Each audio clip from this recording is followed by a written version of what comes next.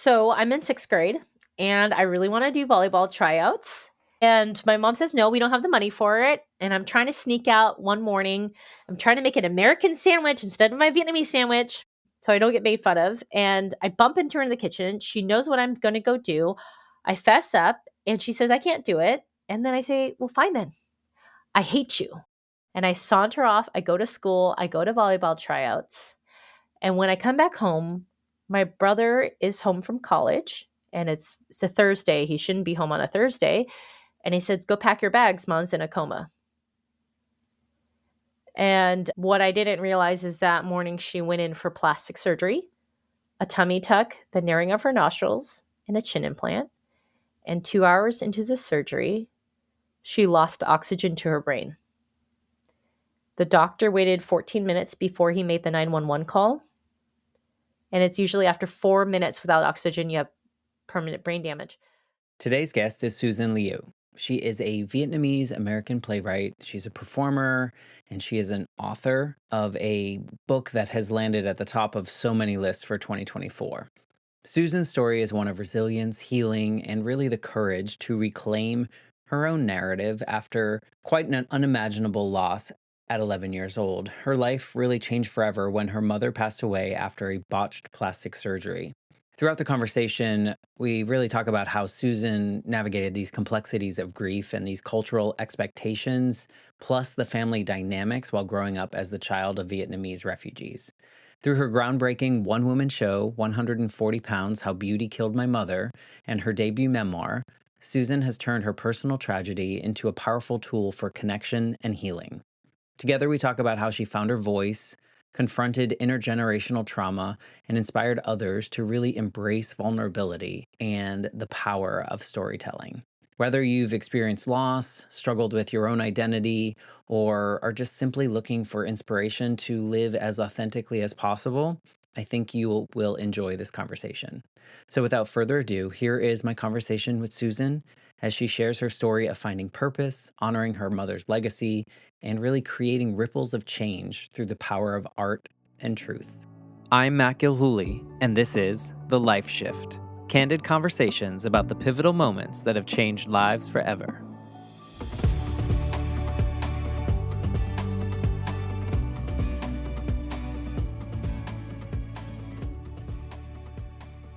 Hello, my friends. Welcome to the Life Shift podcast. I am here with Susan. Hello, Susan. Greetings.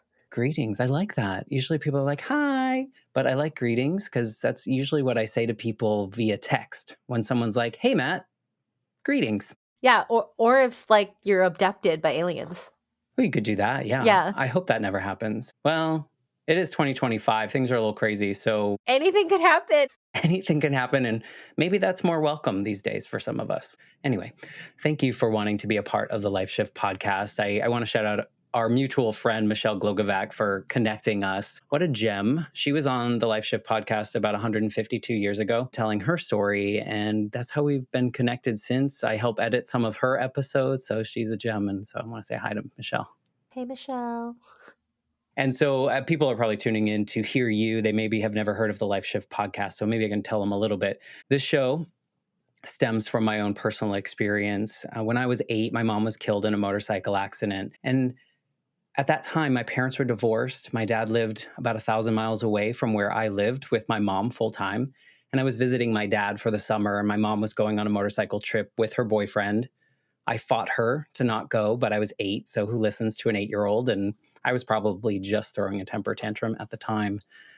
But I was visiting my dad, and I got picked up early from school one day, or summer camp one day, and my dad had to sit me down and tell me the hardest words he's ever had to say out loud, and tell me that my mom had died in a motorcycle accident. And it was like this line in the sand moment in which everything that I had dreamed for my life, everything my dad had dreamed, everyone in my family had dreamed for me was no longer a possibility because everything had changed so much.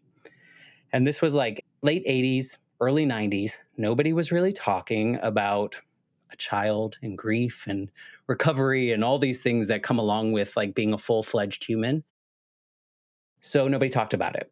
And so I assumed that I had to be perfect so that if I was perfect, my dad wouldn't leave, like my mom left. In my small brain, my mom left me.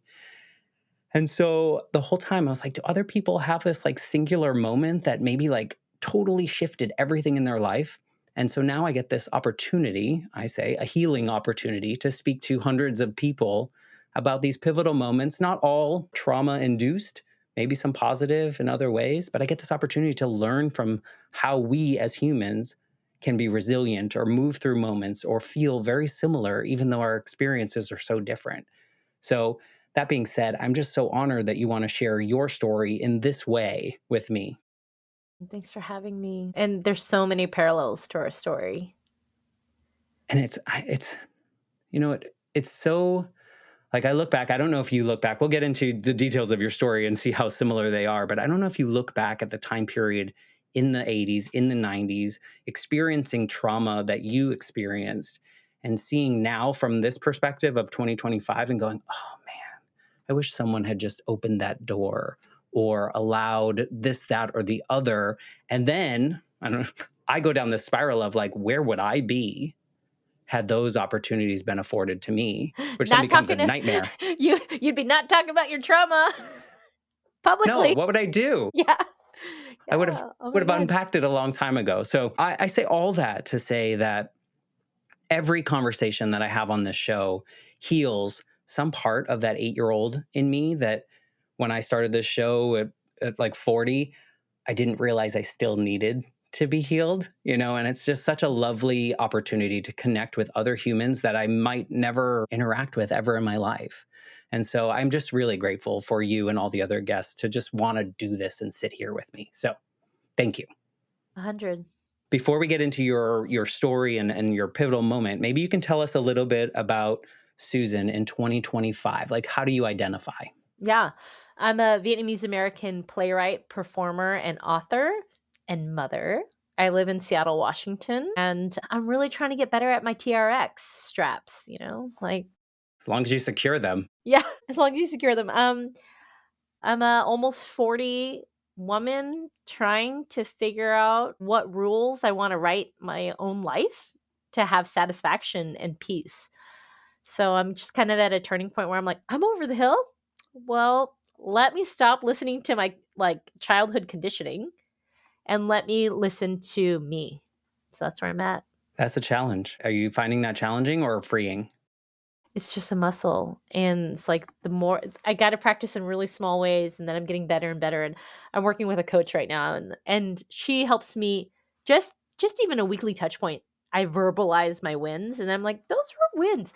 Those were wins," and it's a very interesting time for me because last year, 2024, when my memoir published, it was a really incredible year accolades-wise, and I was burnt out and stressed and I got really sick. And actually, no accolade was enough because I could always point to the next thing that I didn't have.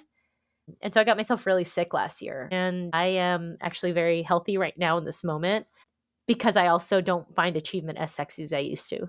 That's big. That's really hard. I often talk to people about kind of what I've called the checklist life of like, I just needed to do this. And then once I do that, I should do the next thing because that one is going to bring me success or happiness. But wait a second, that didn't. I got to go to the next one. And it just became this like, and I was like, where did this checklist come from? Like, these aren't things I want to do. These are the things that I assumed other people wanted me to do. Like, they were just, that checklist that we were all following. So I really relate with that. And I would say in my 40s too, I've come to the point in which I don't care as much. That sounds really bad to say, but I don't care as much about how other people feel about how I feel. Mhm. Whereas before I felt like I had to project that I was always happy or I was always winning or whatever it may be. So I welcome you to this journey in your life and this part of your journey because as you say, you're already seeing these little wins, which is probably a really great feeling for you. Yeah. So let's get into your story that will probably find some parallels. Maybe you can paint the picture of your life leading up to where you want to center this conversation around that life shift moment. Yeah. My parents were Vietnamese refugees, came over to the Bay Area in the 80s. And I'm about 9, 10, 11 years old and living in a 4-bedroom house with 13 relatives. And so at one point, I'm like, there's like 2 twin size beds, and it's my aunt, it's me, and my sister. So my mom and dad had come over as boat people, and then after we got off welfare, started sponsoring everyone over, and everyone who came over worked in our nail salons, and we had 2 of them. And my mother was the North Star, and she called all the shots, and we all obeyed. There was karaoke on Sundays, and it was Vietnamese language all the time. My grandma would always like say all these crazy things to me, and I was always doing the wrong thing, and my Vietnamese wasn't Vietnamese enough, and at school I wasn't American enough, and I was like, okay, there's no daycare, there's no summer camp, it's work in the nail salon. So, as early as 6 years old, I have been working in my parents' nail salon with my sister, and that all comes to a head at my life shift moment. I mean, this upbringing is so unique to someone like me who comes from a very small family. Looking back on that or remembering in those moments, was that an enjoyable period? Because I know you mentioned some like challenges in school versus home, but did you Yeah. like having everyone around? I mean, yeah, I am a extreme extrovert, and so for me, it's like it felt so good. And to this day, if I'm not constantly in community or going to community events, there's a part of me that feels empty. And I really want to start Super Soul Sundays, SOUPER, where I make a big pot of soup every Sunday or once a month and have people over because there's so much beauty in that communion and just rubbing up against people and supporting each other. And so I do miss that in part of my childhood where there was always someone to take care of me or yell at me to like get me in line to figure out how to, clean the rice better or wash the dishes better or do whatever. I always felt like I had my tribe around me. Yeah, and me, it sounds so foreign. It was just me. I was an only child. My parents were divorced, and people even to this day are like, "You want to play a game?" I'm like, "I don't like games." Like I didn't grow up with people to play games with. And Oh, so it's like fascinating to me. Whereas I'm like, I love my alone time. Like I really like I love the people time, but I also need that recharge time of like, this is where I can find communion with myself to figure out my thoughts and stuff. So I mean, I love that you loved it though, because I could also see the other side where someone would be like, just let me out of here. I mean, I gotta say though, growing up Vietnamese is like elders, and I was the youngest of 4, and then there's my aunts, my grandparents, and my parents. Like elders are always right, So there's also this. Maybe it wasn't like a idyllic childhood. Like there was always like I couldn't express myself, or if I was very expressive, that was Vietnamese girls don't do that. And there was a lot of expectations to be perfect. And yes, you had to get an A, otherwise you get spanked or yelled at or banished or you lose privileges immediately. So there was also all of that too. And is it also doubly challenging in like going to school and seeing other people have different type of family environments? Is that like, is there a challenge in that, or Oh, this is I mean, ignorance right now so playing I the grew game? I grew up in Santa Rosa, so my peers were mostly white. I remember I would be like, "Oh my god, you have fruit snacks. Oh my god, you have American food. Oh my god, there's sleepovers. What is all the what you get your own birthday party, you don't have to ask for it." Like there was all these other things that I found fascinating about American culture that I wanted. And then my parents would be like, "We don't have money for that." Or what what are you going to do when you sleep over at someone's house? And it was just like, oh, so I think that there was this drive to assimilate as new refugees into this country and don't get in trouble and don't rock the boat. But then there was also this push and pull of like, oh, don't get too Americanized now. What do you think you're doing? So again, it's like this like insider outsider position where in a way I always felt like I was always an outsider wherever I was. And that was the difficult thing because you're still a kid, you still want to belong. Yeah, I don't think you understand either. You don't understand why there are these, or not you in particular, but as a child, don't really understand that there are multiple cultures. And like, I mean, maybe I'm speaking for myself because growing up in Massachusetts, it was like I was only around white people that look like me, And when I moved to Georgia and when I moved to Florida, there were diverse communities. And it was like, oh, there are other people out here that aren't just me. So I can imagine as a young child that you have this confusion as, or maybe you don't. Do you? Like, is it weird to know that other people don't live like you? I mean, I didn't think about that. Okay. It was more like, gosh, I'd like to have their full house parents, where the mom was around and she would listen to your feelings and she would do what you wanted. Like my parents were too busy. They were working all the time. Like I didn't get any of that. It was just like put your head down and work and do your homework and if not work at the shop. So I think part of it is like maybe I didn't really realize what I was missing because I had to fall in line.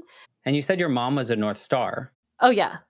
And in North Star, was this also like like an emotional guiding light, or was this just like she was the place that kind of set the standards I and would not rules? call her an emotional guiding light. She got no time for that, right? She's actually managing the 12 other people in the house. She was like, "Okay, we're gonna open this next salon. We're gonna move to this city." Okay, and this everyone, you sit here, you do this, you're training on this new thing, and then I'm gonna reposition you here. Like it was like we were a football team, except we were our family and we were doing nails. And she always had a cool about her. I remember even she used to sell these counterfeit Dooney and Burke bags in our nail salon.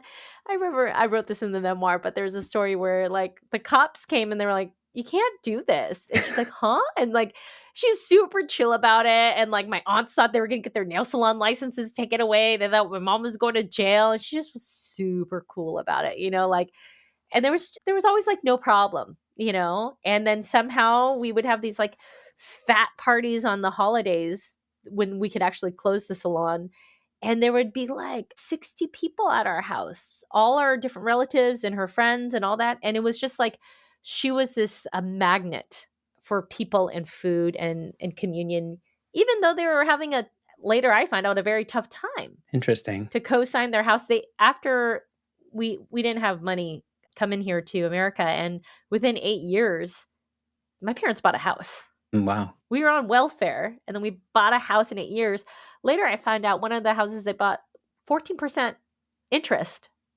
You know what I mean? And then still they were still going. They're still going for it. And so I look back, I'm like, wow, they had it. Now I have one kid.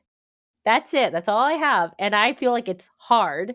And I'm sitting there thinking about everything that my mom did and overcame was crazy. Yeah, and with all those people to fall in line to make sure that everyone can Yeah. succeed in a And way. then teach them English, learn how to drive a car, get your license. Like it was just like boom, boom, boom.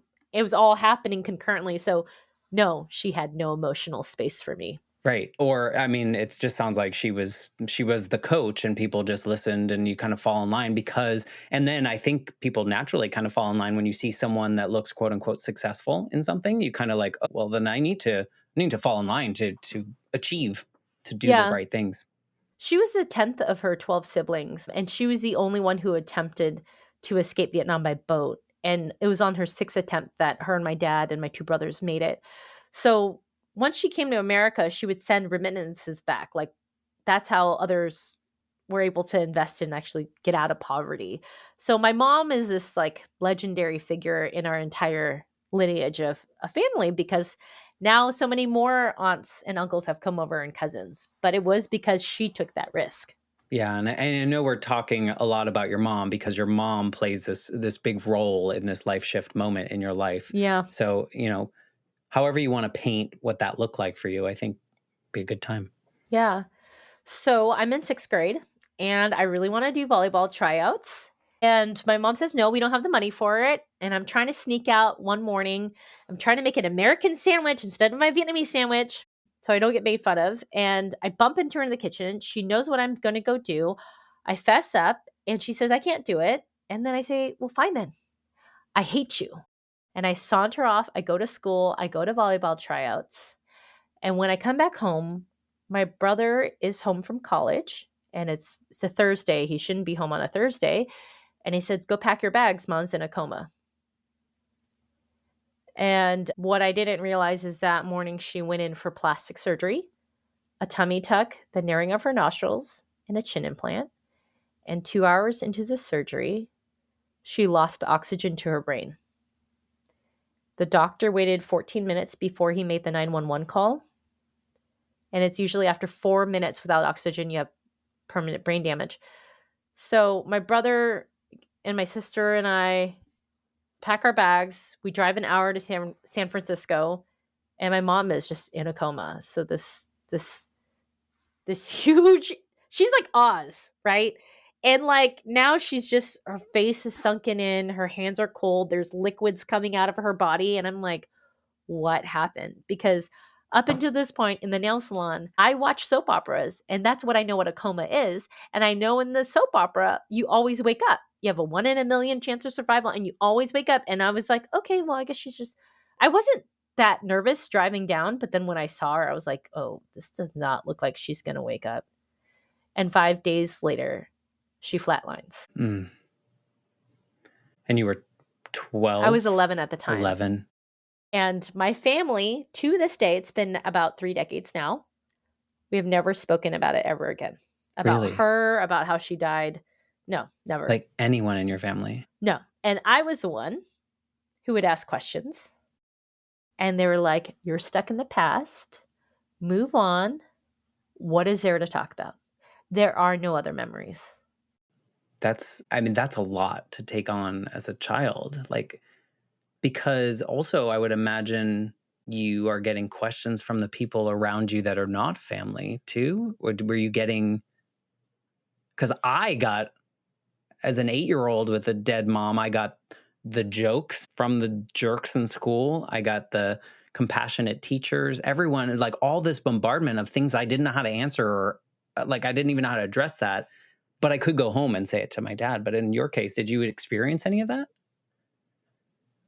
I remember I go back to school and I'm just like, oh my God, you know, what am I supposed to do? Because really, my dad was like, take the week off. And I was like, okay. And all I did was read library books. Like, there was nothing I mean, no one talked to me. There was no grief counseling. There was nothing. Everyone just went back to the nail salon to work, and I was just at home by myself. And then I come back to school. I'm on the playground waiting for the bell to ring, and Jessica, the bully, goes, "What's wrong? Your mom die or something?" And I was like, "Oh my god, does everyone know?" Like, because I didn't know what my teacher said. I don't know what anyone knew. And then that's when I heard the bell ring, and I dash to the yard duty lady. I don't know her. All I remember is I just put my head into her boobs and I like get a big whiff of like really intense 90s perfume. Sorry. But that is the first time that I allowed myself to cry after my mom died because there was no one to cry with. Like it was like just move forward. Like a week And after or so? yeah, yeah. Like, I mean, I didn't cry at her funeral. I didn't because I was like, what is that going to change? Because that's how you were conditioned, or you were assuming you were supposed to feel that way. I mean, my aunts were crying, but I was just sitting there. I was like, there's nothing I can do now. And I remember at the funeral, all of the relatives would just like, they would like pat me on the head, pat me on the shoulder 2 times and be like, do well in school. And I didn't actually really understand what happened. All I knew was the term stomach surgery. I didn't know she got plastic surgery. I didn't know it was a botched tummy tuck and she tried to get all these other things. I didn't know that the doctor was on probation, had 19 lawsuits against him, didn't have medical malpractice insurance, actively preyed on Vietnamese refugees. He's a white guy. Did not know any of that. All I knew is there's a stomach surgery and something with anesthesia. That's all I knew until I started investigating as an adult.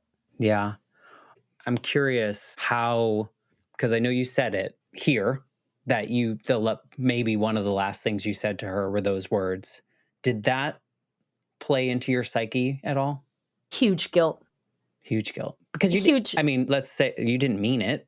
Like, we don't mean those things when we're a kid. I mean, in the moment, I probably meant, like, why can't I have these things? You know, you're Yeah. not even around and you never let me hang out with my friends, and I always have to work at the nail salon. You know, I'm an 11-year-old tween, right? But it was a guilt that I could never share with my siblings or my family. So where did it go? You know, it was like stagnant and stuck in my body because we weren't allowed to bring up the past. It was so crazy, Matt. It was like, we just pretended she never existed after that. Yeah. I can't relate to that, but yet I can. Like, I feel like my experience was not don't talk about it. It was, I overheard and assumed the adults around me saying, we just need to make sure he's happy. And that's how I like assumed that they couldn't see me do those other things. So I don't know if it's true if I could have talked to them about it, but I knew I couldn't in my mind because they needed to make sure I was going to be okay.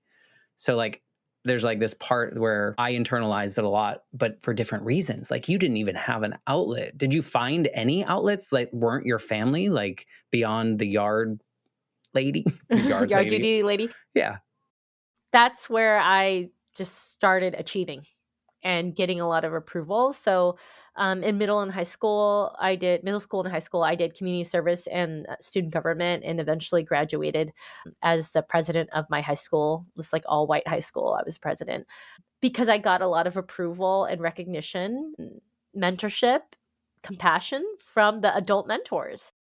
And also, I was always rewarded. I always knew where I stood. I always knew it felt very merit based, right? Whereas at home, there was emotional landmines everywhere, and I didn't know where they were. Were each of the achievements satisfying, or was it more of like, okay, what's next as that kid, because it didn't last long enough for you to I enjoy? mean, I mean, I think I'm still grappling with how do you enjoy things. Do you think that is more your upbringing or more this experience of not being able to emote and do those things? It's combo, you know. I'm the child of refugees. There's huge scarcity complex. We were always very concerned about food and money, and you know, like it's always fight or flight, right? So there's that. And then I'm trying to fill this like unfillable hole in my heart. And the only thing that's going to give it to me is deep emotional connection with my family. That's the only thing I can't have. So of course everything else I'm grasping for, including being the first student in my high school to ever get into Harvard. You know, like I'm just like going for it, and then it's never enough. I get to Harvard and then it's like, uh, I still want the recognition of my family. I'm now gaining the freshman 15. And there's this line that hangs over me all the time where they're like, if you gain too much weight, no one's gonna love you and you're gonna die alone. And they said that to me when I was 12. And I was always like the slightly pudgier one. My sister had this like 00 body, you know, like I was like, how why is there a 00? Like, why don't you just start at That's not a one? number. Yeah. And so I eventually joined a cult Oh, really? in college, a Korean yoga cult. And then I eventually changed my thesis and I start writing about them. And I sink a lot of money in there because I think I'm gonna bring world peace by becoming a yoga instructor. Was it the community aspect of it? Oh yeah, community aspect. I had a maternal figure there who was my surrogate mom, and also the rules were clear on how to be worthwhile. Right, this is how you have worth: is if you buy this next package, if you clean up the yoga center, if you know, it was really clear. Whereas I think in my family, it didn't matter how earnest I was always doing it wrong. Even when you were achieving all those things, like in school and Harvard, and No, it just no, didn't matter. no one really. It always got twisted. With one sibling, he'd always turn it nasty. Oh, you just want attention or whatever, you know. And then Stop showing off. yeah, and then my dad would be like, "Why didn't you get in Stanford?" And then I'd be like, "Okay." I like tried really hard. Right. Like, what else can I actually do to win this? At some point, there's nothing, right? Yeah, no, that's the work I've been doing around radical acceptance that I'm not gonna get my elders' approval. But also, it just shows the generational divide. Like my dad didn't know what Harvard was. You know, I'm sure he asked after I called him at the shop that I got in. He just probably just like muttered it to his customers, you know, and then they'd be like, "Oh, Tom, like that's actually a big deal." You know, like he grew up in communist Vietnam and didn't finish ninth grade and then comes to America. So what can I expect him to know? Like now as a 39-year-old, I'm like, it's very clear to me like we were just oceans apart. And he didn't understand how America worked. You know, like I would be like, I'm going to go do community service now, or I'm going to do stuff for student government. And he thought it was I was such a rebel.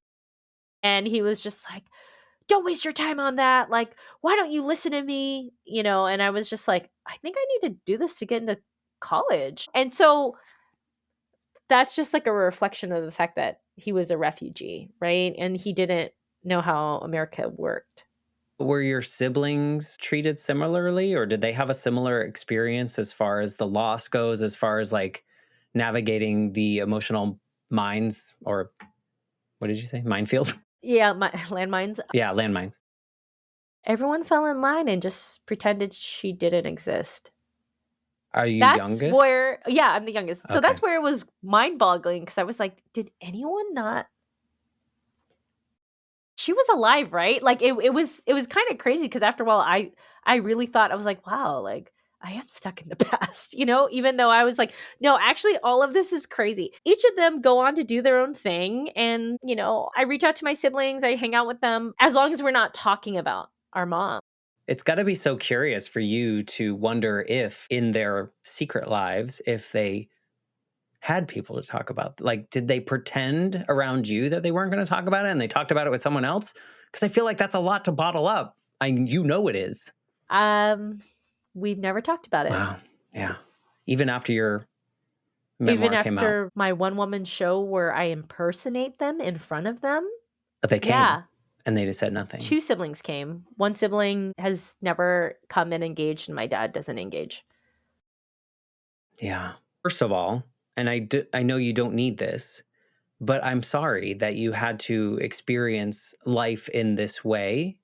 Yet I understand how and why you've achieved so much because of that. So I just want to put that out there that I really feel for you because this is so challenging as a 40, I almost said 90, as a 40-year-old person thinking back about these young versions of us and the things that we wish we could have known.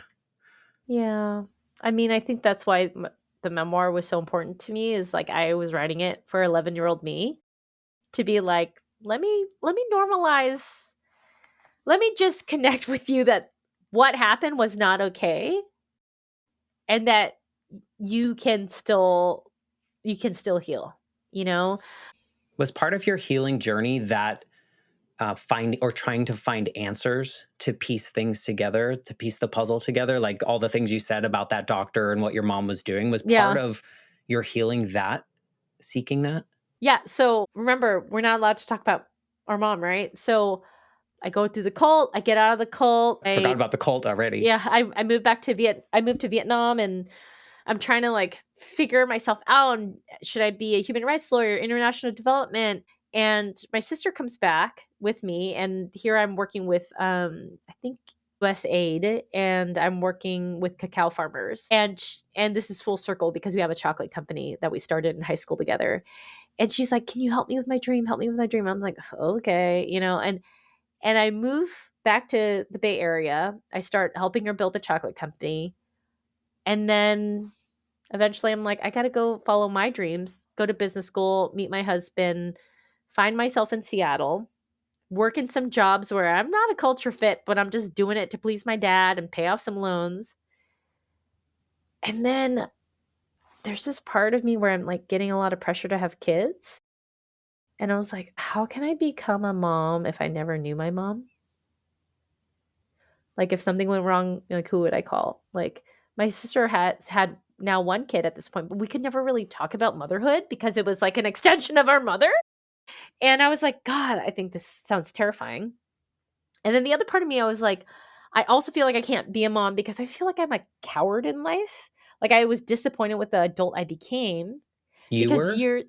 because years prior I had started stand-up comedy, and actually I was crushing it, and I headlined at the Purple Onion. I did a 45-minute set, and then eventually I get heckled by this random guy at a charity fundraiser, and I was just like, "Oh my god, who am I kidding? What a dumb idea." And I walk away from the microphone for 3 years. And then so I was like, "So wait, I want to be a mom and tell my kid be what you want in life." But I'm not actually doing that.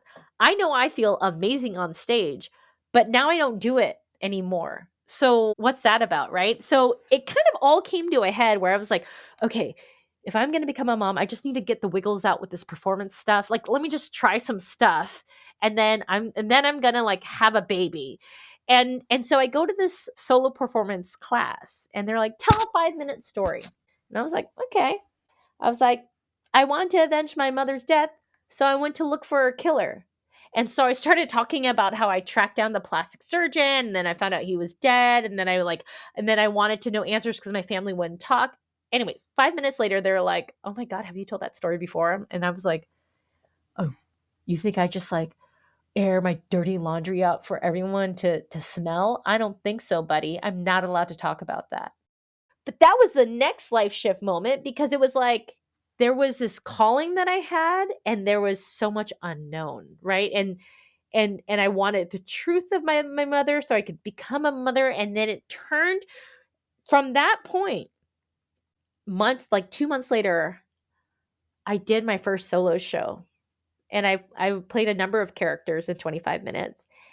And then I was like, okay, great. I'm going to take my IUD out now. Like, I did it. I made some programs. I put it on the seats, Pregnant, like, done. yeah. And then who knew that that would just open up the floodgates to this guy after the show was like, man, that was really raw, but like, I don't, I don't know who your mom was. Like, the only scene you have of your mom is you, little Susan, and trying to like ask for mom to come back from the coma. Like, who was your mom? What was she like? And I was like, I wish I knew. So that sends me on this wild goose chase to then track down the plastic surgeon's kids, read the depositions, thousands of pages of depositions, go back to Vietnam, try to get more stories. And every time I learned something new, I put it on stage in a one woman show. And the fifth one is called 140 Pounds How Beauty Killed My Mother, where I play 15 characters in 65 minutes. And it was a 2-week run. And I remember my two siblings, Wendy and Kang Anthony, they come up, they're watching the show. At the end of the show, my sister leans over to my brother and says, "Is that true? Did you really pull the plug on Ma?" And he's like, "Yeah." So there's live discovery Right. happening Right. that they have slowly started to unravel small strings of stories to me. And so I folded it in. And then they're on stage. We're doing a Q&A live, talking about my mom for the first time in front of 140 people. But they can't talk about her. They can talk about me talking about her. Do you get what I'm saying? Like Yeah. it's still not a the emotionally vulnerable conversation I want, but they're starting to open up and there's now a turn happening. And it was after that show that I did take out my IUD and I got pregnant immediately. And it was only then when I realized I was pregnant that I was like, all right, that's it. I'm taking this show on a 10 city national tour that I'm going to produce. That's amazing. So, because I was like, oh, I can only go during my second trimester, right? Like that's Right. the ideal time.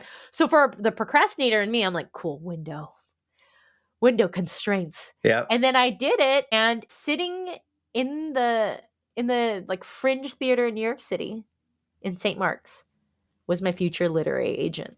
So all of it really comes from you sharing for the first time. Like you opened the floodgates of that, saw the power of story for yourself, and other people saw you for you Yeah. without judgment.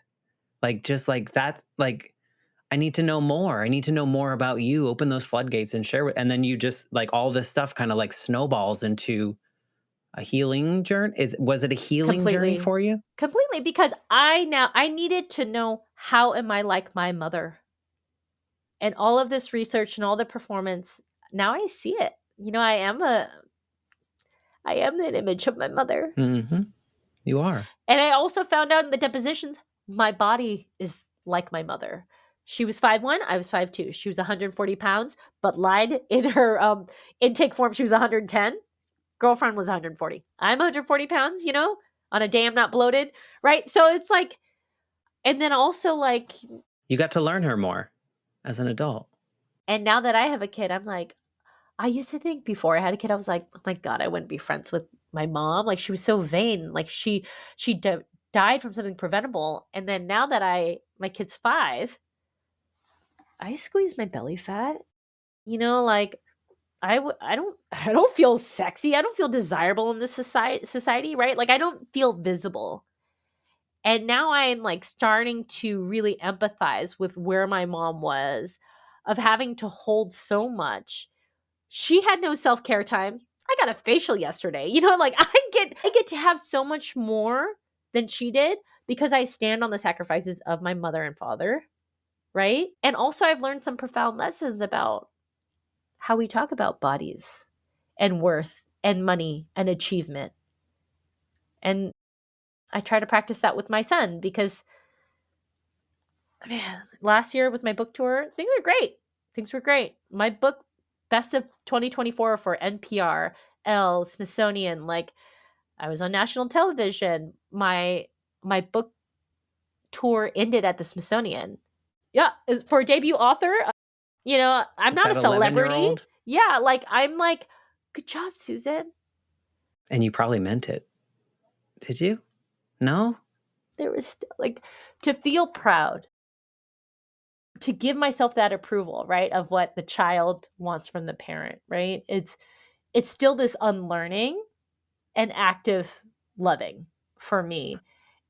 And I think that's part of the reason why I was so sick last year, Mm-hmm. right? And so it's been a very healing journey, yes, in terms of I have an altar of my mother right here. I see her. I talk to my son about her. He talks about her and he's like, God, I got to make her a card. I'm like, okay. I miss her. I'm like, great. Okay. So I actively try to name the shame when Good. people feel it. I allow feelings to feel in our family. We will go to solution mode, but I also allow feelings to exist because mine were repressed for decades. Right. You weren't allowed to be a full human. No. Yeah. No, Well, I it just agree. disrupted the collective harmony. Right. Yeah. You don't want to make anyone else uncomfortable, or they don't want you to make them uncomfortable. Well, and also you're just disobeying. You have to respect your elders. It's not, you know what I mean? It's not about comfort. It's like you broke the rule, the sacred rule, which is obey your elders. Yeah. Do you feel like you have a better relationship with your mom now that you have all these pieces and you were able to dive down into this and feel that connection? Yeah. Of course. I mean, in my book, I talk about psychics and spirit channeling and how my mom comes to me. So there are many instances where she is communicating directly to me and telling me to keep going. Because for a number of times, I tried to stop along the way because I was just disrupting the peace in the family for sure. And they were like, "What are you doing?" Do they accept this version of you now? Do they accept how you are so vocal about it? Or is it still like, My sister and my brother and my aunts do. And then one brother and my dad does not. Like, we just pretend I don't do it. okay, And my dad's like, "Why don't you become a loan officer?" that's fun. Yeah, you should totally do that. I mean, I think I could still at least be a real estate agent, Like, I'm like, I could earn a commission, Yeah. No, I get, yeah. but we just pretend I don't do it, So you any of it. maintain a relationship with them, but you just know the boundaries and how you can navigate it without affecting you too much. Yeah, I think the core question is like, how do I love my family and love myself? Because for a long time it was I'm going to love my family by being obedient, but not honor my needs, right? And now I'm like, okay, I think I have enough emotional intelligence to now recognize indirect boundaries because they were showing me boundaries. They just weren't being explicit about it, right? So if someone gets really mad at me or wants to hang up the phone or whatever, or says, please don't ever talk to me about this ever again, that's called a boundary, Susan. Cool. And like, because my currency is deep emotional intimacy. And so I was like, but maybe if I just try a different way, maybe it'll be better. But I think now in my middle age, I'm like, oh wow, like everyone has demons. How you're behaving right now is the best that you can do right now. And it might not all be about me. Like you're projecting your own perception and that might not be about me.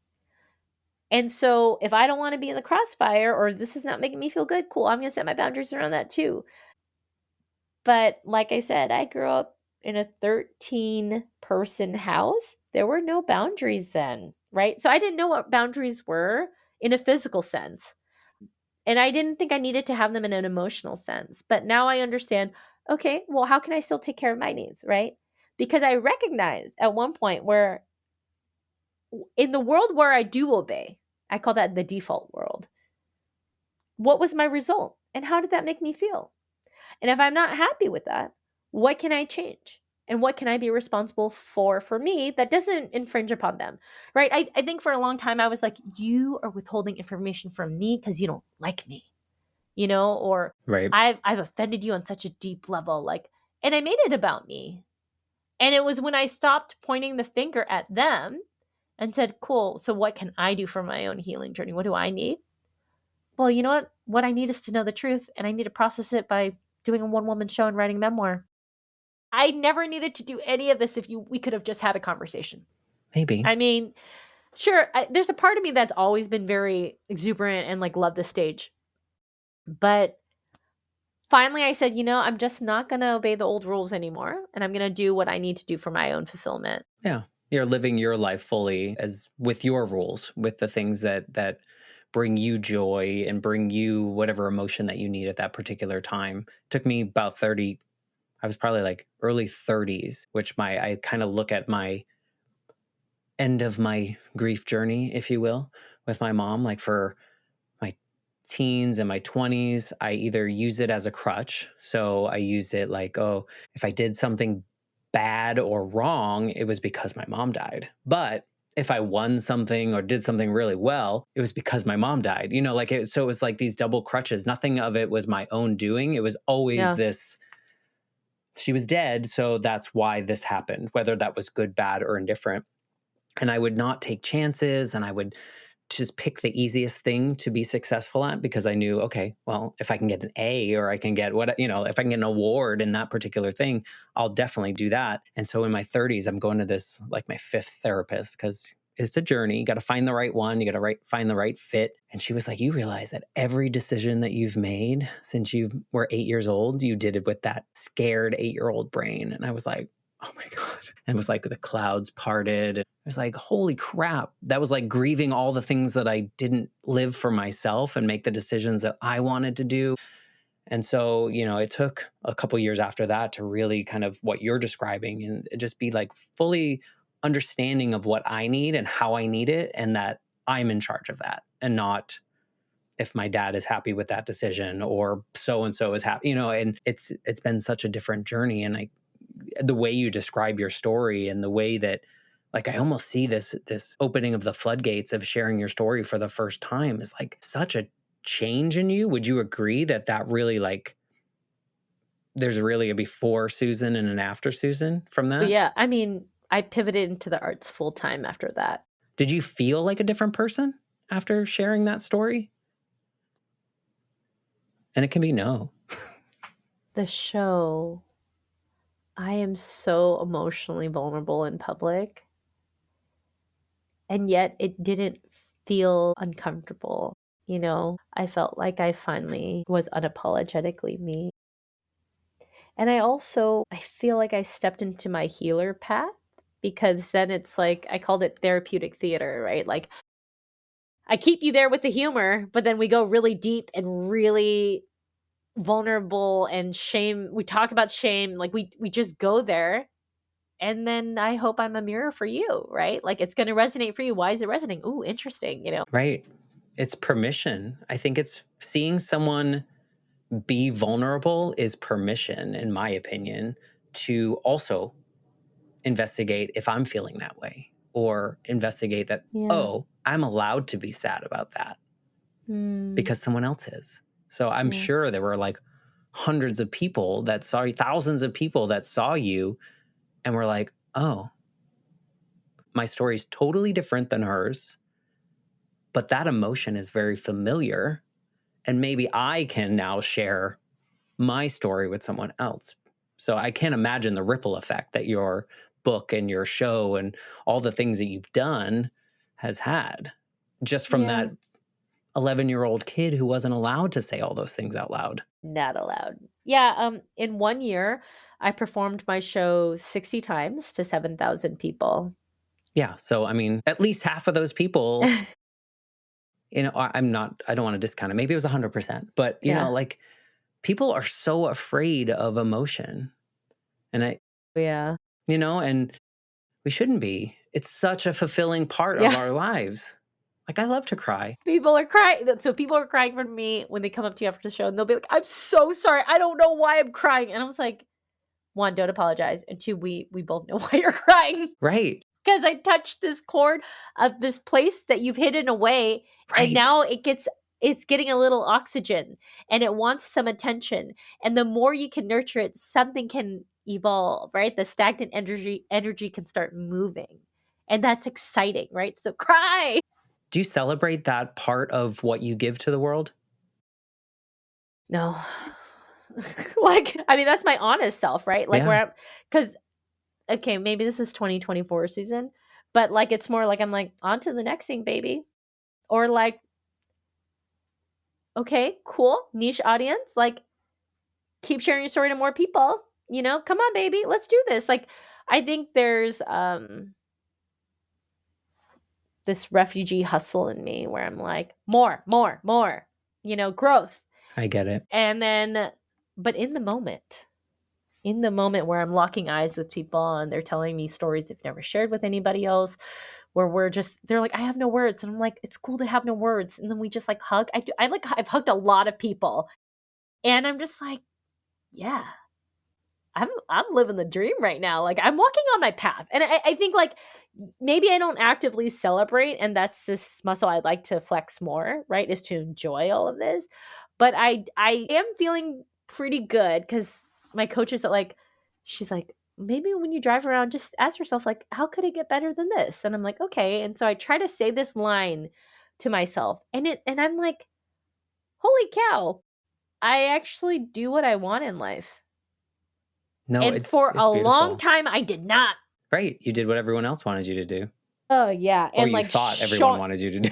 showing up was really about me and my dad, I get it. and showing up to work, it was just, like, I'm so expressive that it was, like, really obvious that I was when I'd be frustrated, right? I was like, "I don't like dealing with bureaucracy and politics and power," like, I'm like, "You guys are spending money, and you don't actually have any answers, so can we try a different solution?" It was like, "Oh my god, you're not allowed to say these things," and I I'm know. like, "Why?" I know the difference of being really miserable at work, right? Where it's like, I'm not using my talents.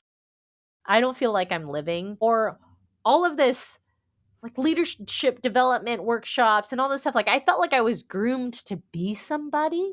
And then to be at a job where I'm like, they're like, no, no, just press the button, Susan. And I was like, but I want to do other things besides pressing the button. They're like, stop it, press the button, Susan. So looking back, I made the shift in 2018 to become an artist full time, and I had a lot of goals. I had a lot of money goals and press goals. And 7 years later, I'm like, all right, like the other week I did some public speaking in front of California Asian American superintendents, principals, and teachers It's about awesome. owning our stories. And I was the opening keynote at a conference for 400 people. And I was like, and I turned it into stand-up comedy. I turned it into like I was doing my talk and People then I want would it. and I would do my comedy, and it was really amazing, and I get to do that for a living. I I love that, but I love the underlying thread of the healing journey you're giving other people through your own healing journey. Yeah. Because, like, it's one thing to finally be in your own, where you are chasing your own goals, your own things that are filling your cup versus what you thought other people needed. And I know you're still working on the pieces and the achievement pieces, but to know that, like, even just that talk that you just mentioned, I bet there are so many people that now feel a little bit more ownership of being fully them and sharing their full story and not the story that they think their constituents want to hear. Right? We're all like Mhm. broken, flawed humans. And to get the permission to share that aspect of us, I often tell people, like, I'm going to connect with your valleys way more than I'm going to connect with your peaks of your mountains, because those are the places where we really see how our humanity can exist and move through and move Yeah. forward and those things. So I just want to say thank you from the world for opening the door for so many people to feel more comfortable sharing who they are fully. So thank you from the Mm. world. Received. Message received. It's But beautiful. it's like power jujitsu because I'm not telling you what to do, Matt, right? Correct. Like, I'm just like, "Here's my story. Here's my story." And it's I'm not shitting on you to do it anyway.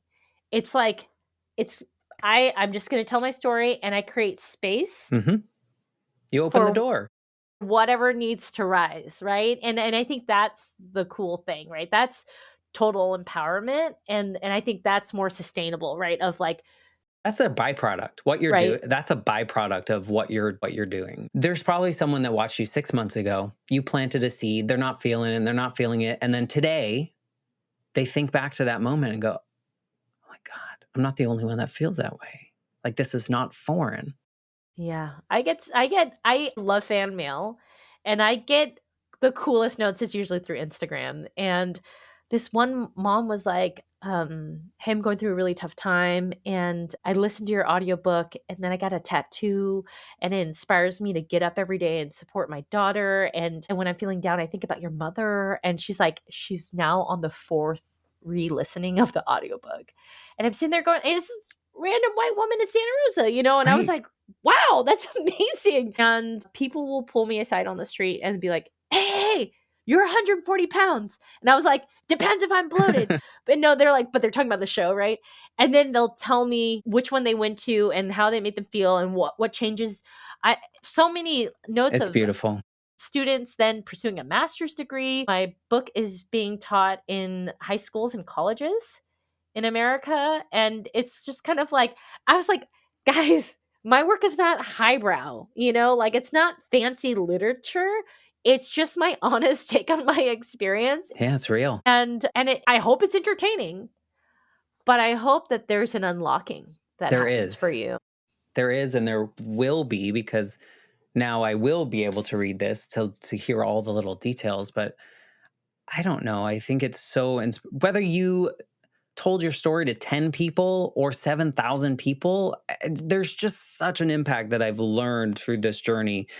One quick example, I spoke to someone, it's probably been like 100 episodes ago or so, but when I was growing up, around 16, 15, 16, I got into this phase in which I convinced myself that my mom was not really dead. She was in a witness protection program and I thought it was the weirdest thing. So I wouldn't tell anyone. And so I was talking to this guest, and she was telling me her father died when she was 5. And in her teens, she convinced herself that her father was not dead. He was in witness protection and he was going to come back someday. And at that moment, I felt validated Mm, that I was not broken. I was not weird for thinking that. And so that's what I'm saying. When people hear these things, you don't even, it could be like one day you like went and got coffee and this happened, whatever it may be. And they are like, oh shit, I'm not the only one that feels that way. I'm not broken. I'm like a normal human being. And mm, that's why I keep getting so stuck on how the byproduct of all the things you're doing for yourself and filling these boxes of like this artist journey that you're on, the byproduct is helping people feel more human. That I apologize for coming back to it so many times, but it's just so important. I'm thinking of the 8-year-old Matt, the 11-year-old Susan, that probably felt one way or another that like we were the only ones going through this and like how the hell are we going to get through it? So thank you for validating so many people to know that like they're not the only ones mm. to feel weird or different or whatever it may be at that moment in time. Yeah, I think the core word is belonging. They don't feel like they belong. No. And I think by what you're doing, the ripple effect is that parents, what you're doing with your child now, parents that see you will also open doors for their kids, the 8-year-old, the 11-year-old, to say the things that feel uncomfortable, that feel scary, that feel whatever it may be. And then we work through it together as humans because that's just what we do. We're resilient beings, whether we want to be or not. Somehow we always kind of make our way through, Mm, in hard moments. So I just think as hard as your story is, the beauty in your story was when you felt comfortable enough to really share that with strangers and then go down that road of healing. So, thank you for your beautiful life story thus far. Thank you. I like to kind of bring these home, and I see we've hit the hour mark. I love to ask a question. And usually I would go back to this 11-year-old Susan and ask her if this version of you could say something to her. But I'm almost wondering if before you walked into that space where you shared that story for the first time, is there anything that you now, 2025 Susan, would want to say to that version of Susan about this journey you were about to go on? Every day, just take one more step. You know, like I had signed up for the solo performance class because I was looking for structure of like, how do I deal with this deep calling? And it seemed too big, and it seemed like I'm too late. Who am I kidding? And I didn't study theater, I didn't study writing. And yet I have been able to do these mediums and share my story. And I just want to just tell, like, 2017 Susan, just take another step every day. Just take one small step. That's it. One small effort. Yeah. What do you think she would say about seeing you now and the things you're doing? Hell yeah, girl! Hell yeah! Like I didn't think it would come to this, honestly, Matt. Like I knew I wanted to write a book, but I didn't actually think I'd get a book deal. I didn't really think it would happen. Like, I wanted it, I could see it, but I was like, I don't know how. And even now, I'm like, I want to do film and TV, and I'm like, I got ideas, like I don't know how, But you know it's right? possible. I know it's possible. I mean, maybe 7 years from now we'll have the same conversation and be like, what did you want to tell 2025 Susan? Like, Be like, man, you had a lot coming. right. Maybe that's I should take that advice, which is every day take one small step. That's it. Just one. Just one. No, I love it. If people want to take a small step in their life and connect with you and send you fan mail or find your book or get in Yeah. your circle, what's like the best way to find you? Do you want to hear from people? Like what's the deal? Oh yeah, I'm an extrovert. I would love to hear from people. My website is susanlieu.me, and that's where you can subscribe to my Substack, Live Like You're Mortal. You can follow me on Instagram at Susan Lieu, and I have a podcast myself. It's called Model Minority Moms, where we talk about being everything for everyone else but ourselves. Another important thing you're putting out there. We will put all those links and stuff in the show notes. Thank That's the you. easy part. Thank you for changing lives through this conversation as well. There were things in this conversation that reminded me of why I share broken parts of me on social media, on with my friends, because it creates more humanity in the people around us. So thank you Mhm. for validating my experience through your story and the way we had this conversation. Thank you for just wanting to be a part of this. Thanks for having me. Well, the honor is mine, and thank you to Michelle for connecting us. If you're listening out there and something that Susan said resonates with you, or you think someone in your life needs to hear this conversation, we would love it if you share this episode with them and kind of change the world one little ripple at a time. And I think with that, I'm going to say goodbye, and I'll be back next week with a brand new episode of the Life Shift podcast. Thanks again, Susan.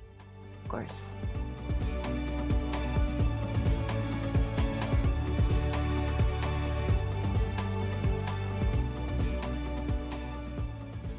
For more information, please visit www.thelifeshiftpodcast.com.